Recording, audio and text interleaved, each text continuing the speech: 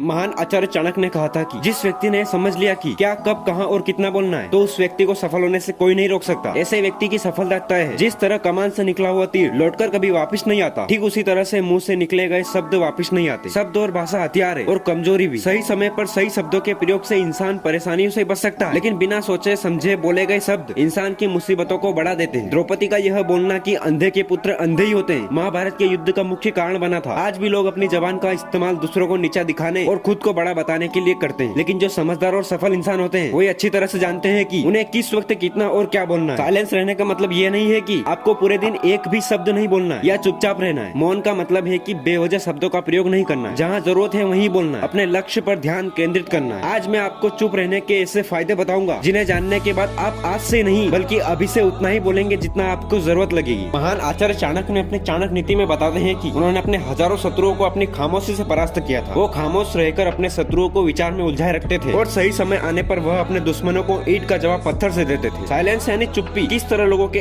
Attention को grab करती, यह बात आप इस उदाहरण से समझ सकते हैं कि जब एक क्लासरूम में टीचर किसी विषय पर बात करते हैं तो स्टूडेंट उनकी बातों को बिल्कुल ध्यान से सुनते हैं, लेकिन जब अचानक टीचर बोलना बंद कर देते हैं तो सभी लोग आश्चर्य में पड़ जाते हैं। अरे क्या हो गया भाई, कम्युनिकेशन बंद क्यों हो गई? मैं जब स्कूल में था तब अक्सर ऐसा होता था और आपके साथ भी हुआ होगा। ठीक यही फार्मूला हमारे दैनिक जीवन में भी लागू होता है। जब आप अपने काम से काम रखते हो, दूसरों के मामले में दखल नहीं देते हो, जरूरत हो तभी बोलते हो, तो लोगों का ध्यान आपके ऊपर जाता है। और अगर आप कम बोलते हो, जरूरत हो तभी बोलते हो, लोग आपकी बातों को ज्यादा महत्व देते हैं। लोग आपकी बात को उन लोगों की तुलना में ज्यादा पसंद करेंगे और ज्यादा याद रखेंगे। बातचीत के दौरान जब आप अचानक चुप हो जाते हो और सामने वाले इंसान को जवाब नहीं देते हो, तो ये खामोशी उस दूसरे इंसान को यह सोचने पर मजबूर कर देती है कि आखिर आप क्या सोच रहे हो। तो फिर इस चीज का आपको फायदा उठाना है। सामने वाले को ये सोचने दे कि आप क्या सोच रहे हैं। मान लो आप कोई डील फाइनल कर रहे हो, ये सामने वाली पार्टी को जल्दी से यस या नो मत कहो, कुछ सेकंड का पॉज लो। आपकी ये चुप्पी सामने वाले इंसान को परेशान करेगी और वो सामने वाला इंसान बोलकर आपकी इस खामोशी को भरना चाहेगा। उनको सारी बातें बोलने दे, जिससे आपको बातचीत आगे बढ़ाने के लिए मदद मिलेगी और आपका साइड बातचीत के दौरान ज्यादा भारी रहेगा। आपने ऐसे कई सारे लोगों को देखा होगा जो कोई प्रश्न पूछने के बाद रुकते ही नहीं, अपनी बकवास चालू रखते या फिर दूसरे को बोलने का मौका ही नहीं देते। अगर आप भी ऐसा करते हो तो आपको दूसरे इंसान के पर्सपेक्टिव को जानने का मौका ही नहीं मिलेगा। लोग आपके प्रश्नों का जवाब ही नहीं देंगे। इसलिए कोई भी प्रश्न पूछने के बाद आप साइलेंस हो जाओ। आप अपनी ओपिनियन मत दो। लोगों के क्या ओपिनियन है उस बात पर, उस प्रश्न पर आप जानने की कोशिश करो। शायद आपको कुछ नया सीखने को मिल जाए। आप प्रश्न पूछने के बाद जितना जल्दी चुप हो जाओगे, आपको उतना ही जल्दी आंसर मिलेगा। स्वामी विवेकानंद जी जो अपनी बुद्धिमत्ता के कारण पूरी दुनिया में जाने जाते हैं, उनमें भी ये क्वालिटी देखने को मिलती है। वे भी अपने गुरु राम श्री कृष्ण जी से जब भी कोई प्रश्न पूछते थे तो अपना ओपिनियन तो बाद में देते थे, लेकिन पहले प्रश्न पूछने के बाद तुरंत बाद चुप हो जाते थे, ताकि उनके गुरुदेव की क्या राय है उस प्रश्न को लेकर, उस बात को लेकर यह जान सके। तो दोस्तों, इन सब बातों से आप ये समझ चुके होंगे कि साइलेंस में बहुत ज्यादा पावर है। साइलेंस के पावर को कम नहीं समझना चाहिए। साइलेंस आपको बहुत सारी मुसीबतों से बचा सकती है और अगर आप भी इन बताई गई बातों को अच्छी तरह से अगर समझ जाते हैं तो यह बातें आपको बहुत सफल बनाएगी।